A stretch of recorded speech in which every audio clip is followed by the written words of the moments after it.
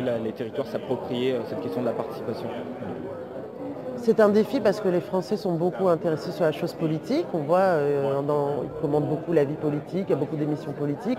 Néanmoins, en termes de participation, en termes d'engagement partisan, engagement dans les syndicats, ils sont beaucoup moins. Et le taux d'abstention de certains, notamment dans les quartiers populaires, est criant du fait qu'il y a un manque de participation. Donc c'est un vrai défi, encore plus dans les quartiers populaires.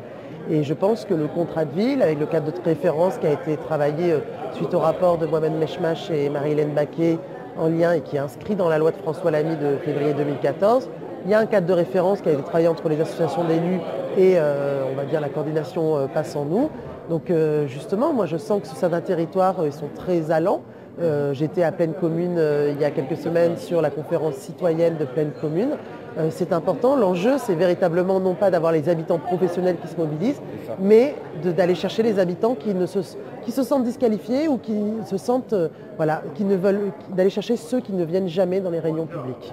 D'accord. La seconde question, comment vous appréhendez l'appropriation de ces questions en interne, c'est-à-dire par les agents, le défi culturel, je dirais? Il y a un véritable, en effet, défi culturel. Les préfets sont assez allants sur le sujet. Nous avons eu l'occasion de les rencontrer. On fait systématiquement un point sur l'émergence des conseils citoyens sur leur territoire. Donc il y a des préfets extrêmement mobilisés. Il y a des élus aussi qui sont extrêmement mobilisés. Après, moi, ce qui me semble important, c'est que localement, on puisse voir ce qui est en train d'émerger.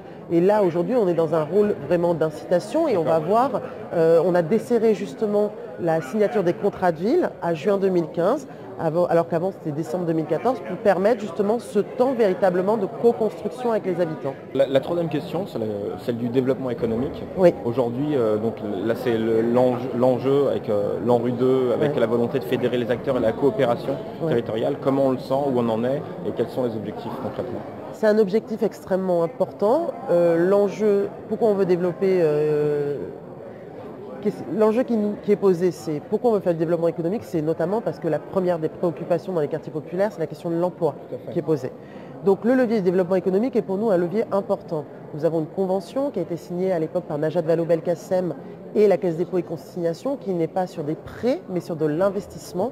400 millions d'euros d'investissement dans les 1300 quartiers populaires. Ça, c'est un élément qui nous semble important.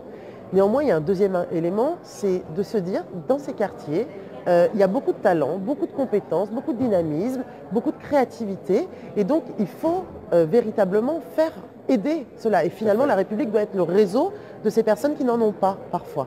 Et donc l'enjeu aujourd'hui qui nous est posé, et c'est pour ça que les contrats de ville seront aussi signés par des acteurs économiques, les chambres consulaires, les délégués régionaux de la Caisse des dépôts et consignations. Justement, l'enjeu qui nous est posé aujourd'hui, c'est de se dire que les entreprises ont intérêt aussi à aider en termes de croissance ou la Banque publique d'investissement, BPI France, d'aider en termes de croissance, de monter en croissance ces personnes-là, parce qu'il y a justement une sorte de créativité, de dynamisme qu'il faut encourager. Et les personnes de ces quartiers ne demandent pas ni des passe-droits, ni quoi que ce soit. Ils demandent justement que quand ils ont un projet, qu'ils veulent être leur propre patron et qu'ils ont de l'énergie, qu'on les entende et qu'on leur fasse confiance. Et donc l'enjeu pour nous, il est extrêmement important parce que c'est aussi un enjeu de lutter contre cette stigmatisation permanente des quartiers où on n'en parle que sur des problèmes, que comme des problèmes, alors qu'il y a une jeunesse extrêmement forte dans ces quartiers-là, qui a de la compétence, de la créativité et que l'enjeu finalement, la croissance en France,